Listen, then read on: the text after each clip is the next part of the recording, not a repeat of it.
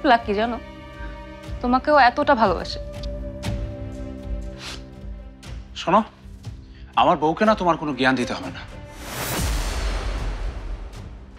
তুমি এখান থেকে চলে যাও, আর হাতে হাত করা পড়ার জন্য প্রস্তুতি নাও। সৌরভ, পারমিতা বিয়ের জন্য রাজি। পারমিতা রাজি? সৌরভ নিজে ডিসাইড করবে যে ওর লাইফ কার সাথে কাটাতে চায়। অন্তত মানুষের এই একটা বিষয়ে রাইটস আছে সিদ্ধান্ত নেওয়ার। তুমি যেটা করছো এটা ইমোশনাল ব্ল্যাকমেইল।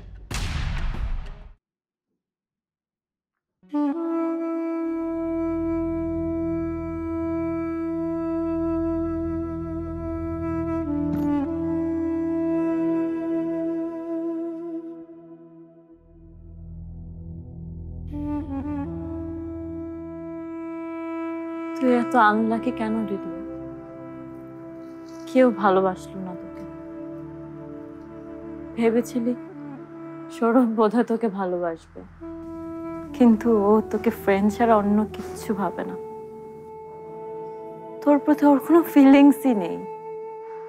আর যে একজন তোকে ভালোবাসে, তোর পাপা, তাকেও তুই ভালোবাসতে পারছিস না। তোর লাইফটাই একটা ট্র্যাজেডি।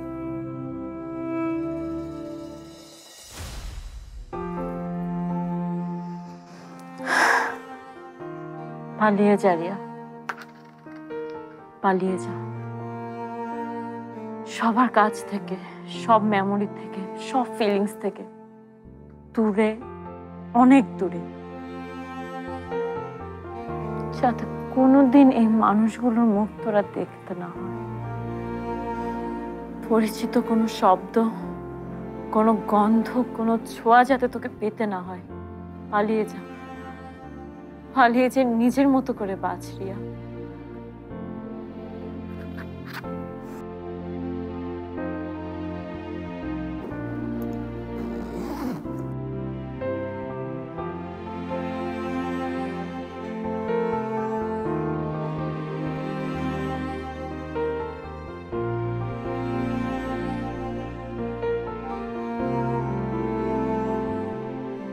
ড্রাগস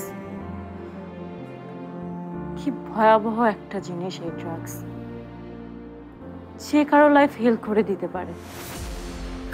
ড্রাগস নিয়ে যা সাজাবার আমি পেয়েছি, যদি আমি ড্রাগস না নিতাম তাহলে হয়তো খুব সুন্দর একটা লাইফ থাকতো আমার। এত পাগলামিও করতাম না। নিজ হাতে আমি আমার লাইফটাকে ধ্বংস করেছি এই ড্রাগস নিয়ে। কিন্তু আর না, নিজের খুশি অন্যের হাতে, অন্য কারো হাতে আর কখনো তুলে দিব না।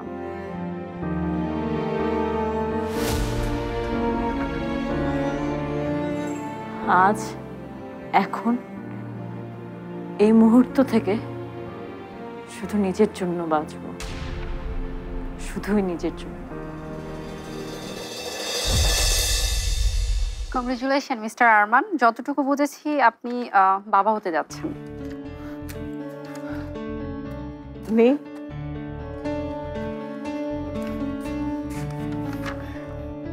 লক্ষণ দেখে আমি মোটামুটি কনফার্ম। এখন শুধু ব্লাড টেস্ট আর আলট্রাসোনোগ্রাফি রিপোর্ট দেখলে কনফার্ম হওয়া যাবে। এক সপ্তাহ পর সব রিপোর্ট নিয়ে ফার্স্ট চেক আপের জন্য আমার চেম্বারে দ্রুত আসবেন। Thank you doctor. আমাকে ধন্যবাদ জানানোর কিছু নেই, সৃষ্টিকর্তাকে ধন্যবাদ জানাবেন। আচ্ছা হ্যাঁ, স্ত্রীর খেয়াল রাখবেন। এই সময় মেন্টাল ফিজিক্যাল কেয়ারের খুব দরকার হয়। মিতুর কোনো অযত্ন আমি হতে দিব না। তাহলে এখন আমি আসি। প্লিজ, আপনাকে এগিয়ে দিচ্ছেন। এখন থেকে তুমি আর কোনো কাজ করবে না। তাহলে কাজ কে করবে মা? সুমির মা তো নেই। আরে বাড়িতে কি কাজের লোকের অভাব আছে? আমি করব, সারা করবে, আরমান করবে, প্রয়োজন হলে তোমার শ্বশুরকে দিয়েও কাজ করাবো। আর পারমিতা? পারমিতাকে কাজের কথা বলতে হয় নাকি মিতু? আর কাজ নিয়ে তুমি ভেবো না তো। এই আরমান, শুনে রাখ, এখন থেকে মিতুর প্রতি কিন্তু বাড়তি যত্ন নিতে হবে। হ্যাঁ, আমরা তো আছি, কিন্তু সব থেকে বেশি দায়িত্ব তোকে পালন করতে হবে, কারণ ওর সাথে অধিকাংশ সময় তোরই কাটবে। মিতুকে কোনো কাজ করতে দিবি না, বিশেষ করে ঝুঁকে কোনো কাজ করা যাবে না। ওর যেটা প্রয়োজন এগিয়ে দিবি। আর ওয়াশরুমে গেলে দরজা খোলা রাখবি। আর শাকসবজি ফলমূল বেশি বেশি করে খেতে হবে। আর কোনো প্রকারের স্ট্রেস নেওয়া যাবে না, দেওয়াও যাবে না, ঠিক আছে? ওয়ালটন বিএলডিসি ফ্যান, খরচ বাঁচে 65% পর্যন্ত। ওয়ালটন বিএলডিসি ফ্যান ছড়ায় স্বস্তির সবুজ হাওয়া। একটা বাচ্চা আসছে দেখে এত খাতির, একদম ভিআইপি ভিআইপি ফিল হচ্ছে। অফিসের যত ঝুটঝামেলা আছে সবকিছু দরজার বাইরে ফেলে রেখে একদম ফুরফুরে মেজাজ নিয়ে ঘরে আসবি। সবসময় হাসি খুশি থাকবি। ঝগড়াঝাটি কিন্তু একদম করা যাবে না। হ্যাঁ, বুঝেছি বুঝেছি। আজকে আমার কত খুশি লাগছে, আমি তোদেরকে বোঝাতে পারবো না। আরে বাবা, দাদি হবার আনন্দে সব কষ্ট ভুলে গেছি আমি। মনে হচ্ছে এক পশলা বৃষ্টি এসে আমার দুঃখ, কষ্ট, ময়লা, আবর্জনা সবকিছু যেন একদম পরিষ্কার করে দিয়ে যাচ্ছে। কি হয়েছে? আরে আমি দাদি হচ্ছি। সত্যি? তার মানে ভাইয়া বাবা হচ্ছে আর ভাবি মা? অভিনন্দন ভাবি, ভাই আপনাকে অভিনন্দন। আমার যে কি খুশি লাগছে, আমি চাচিমণি হব, আমার তো বিশ্বাসই হচ্ছে না। কি বললে? চাচিমণি?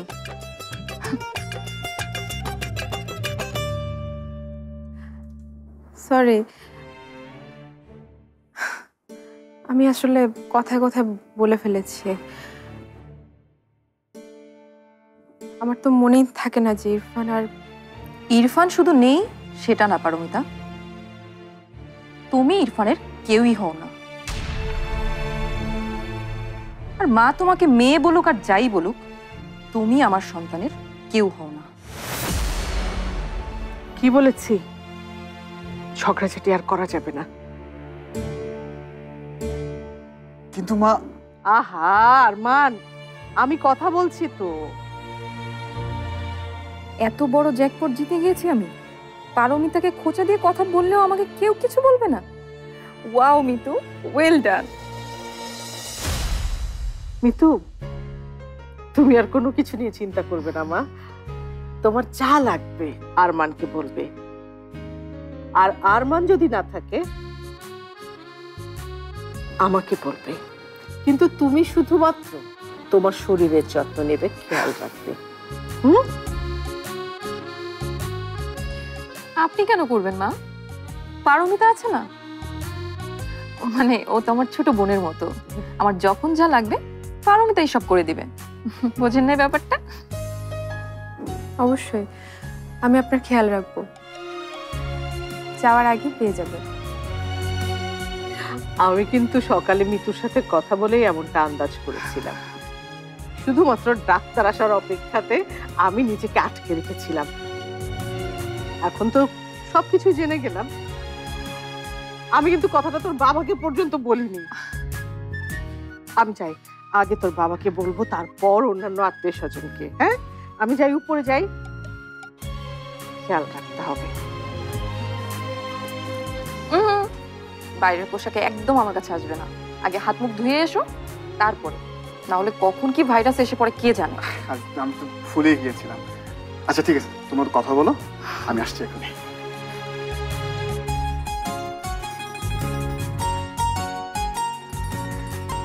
সত্যি মনে হচ্ছে এই বাড়িটা আবার প্রাণ ফিরে পেল।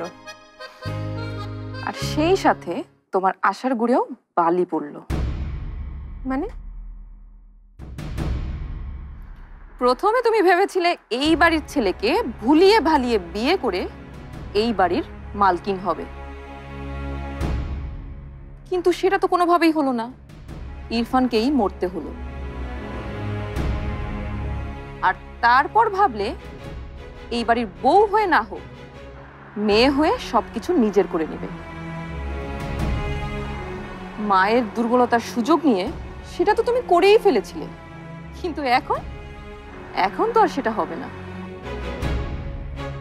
এই বাড়ির সত্যিকারের উত্তরাধিকার নিয়ে এসেছি আমি।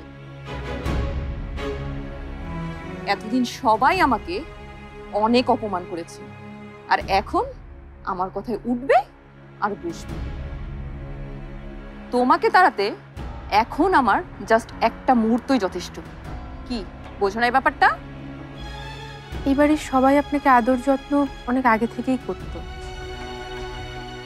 এখন প্রেগনেন্ট হওয়াতে আপনাকে একটু বেশি আদর করছে, কারণ সবাই অনেক খুশি। কেউই চায় না আপনার কোনো অযত্ন হোক। মনে রাখবেন, সবাই স্বার্থ দেখে ভালোবাসে না।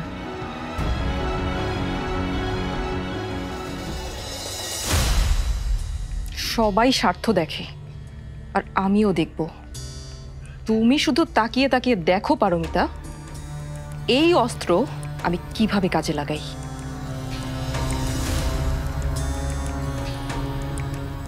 24 ঘন্টা, 24 ঘন্টার মধ্যে আমি তোমাকে বাড়ি ছাড়া করব।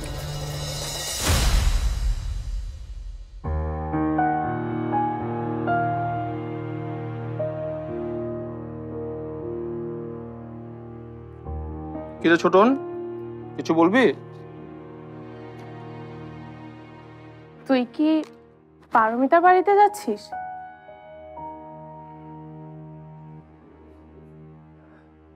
হ্যাঁ যাচ্ছি।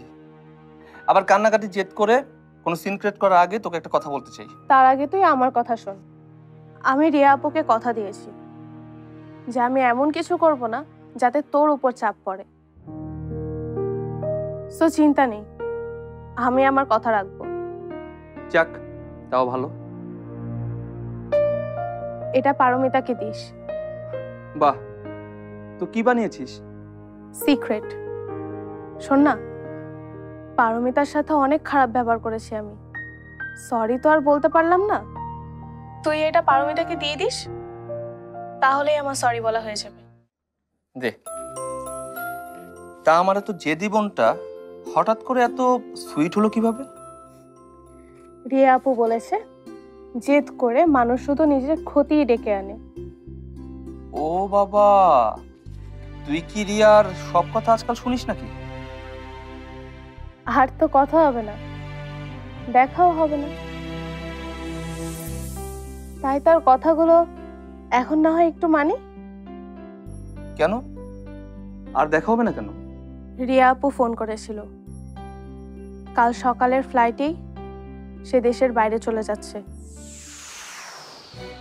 একেবারের মতো। আসলে কি জানিস ভাইয়া, রিয়া আপু পালিয়ে যাচ্ছে, তাই না ভাইয়া?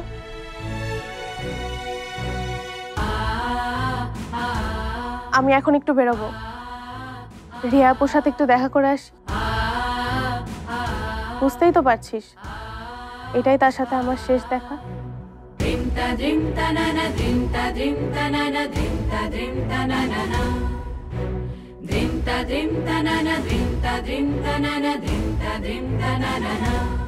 রিয়া চলে যাচ্ছে, অথচ আমাকে একবারও জানালো না।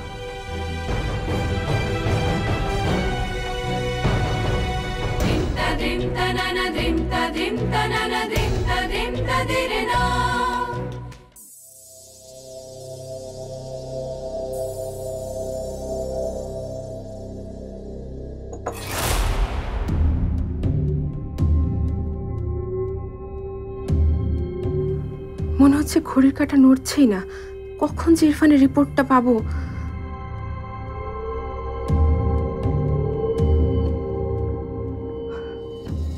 কিরে, সবকিছু এমন ছড়িয়ে ছিটিয়ে রেখেছিস কেন? আমি এখনই সব গুছিয়ে দিচ্ছি মা। আমি বাদ দে, বাদ দে বাবা, বাদ দে, তোকে আর কিচ্ছু করতে হবে না। আসলে মা, বেশি তাড়াহুড়া করতে গিয়ে এমনটা হচ্ছে। আসলে একটা জরুরি কাজের কথা মনে পড়েছে তো। শাহিন ভাই যে কি করছে কে জানে। মিতুর খুশির খবরটা শোনার পর থেকে আমি তোকে কেমন যেন দেখছি। শোন মা, অন্যের খুশির সংবাদ শুনে নিজের জীবনের কষ্টটার সাথে কখনো মেলাতে হয় না, তাতে না কষ্টটা কেবল বাড়বেই। অন্যের খুশির সংবাদে নিজেকেও খুশি করার চেষ্টা করিস, বুঝছিস তো মা? মিতু ভাবির খবরে আমি খুবই খুশি মা। এই পরিবারে একটা বাচ্চারই তো অভাব ছিল, মিতু ভাবি সেটাও মিটিয়ে দিচ্ছেন। আপনি আমাকে কথা দেন, মিতু ভাবি যাই করুক যাই বলুক আপনি মিতু ভাবিকে বকবেন না। বকবো না, আই এম সরি। আমি তোকে বুঝতে ভুল করেছিলাম, ভেবেছিলাম যে মিতুর খুশির সংবাদ শুনে তুই মন খারাপ করেছিস। এমন খবরে তো মন খারাপ হওয়ার প্রশ্নই আসে না মা। আমি আসলে অন্য একটা জিনিস নিয়ে চিন্তা করছিলাম। ইস, সবকিছু নিয়ে এত বেশি বেশি চিন্তা করিস না তো। আমার দোয়া সবসময় তোর সাথে আছে, দেখিস তোর জীবনেও সুখের সীমা থাকবে না। আমি দেখছি মা।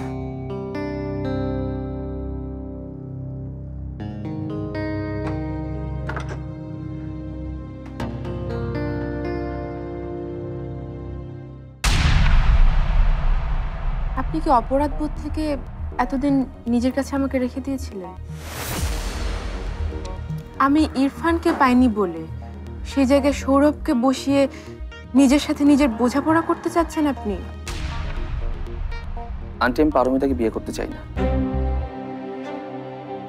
পারমিতাকে আমি ভালোবেসেছি ঠিকই, কিন্তু আমার মন জয় করে নিয়েছে অন্য একজন মানুষ। আমি এইমাত্র ডিএনএ রিপোর্টটা হাতে পেয়েছি। যে মারা গেছে সে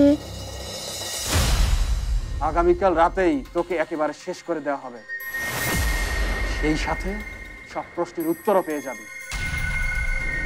এত সাসপেন্স নিয়ে মরতে হবে না তোকে। যদি না যদি না কি যদি না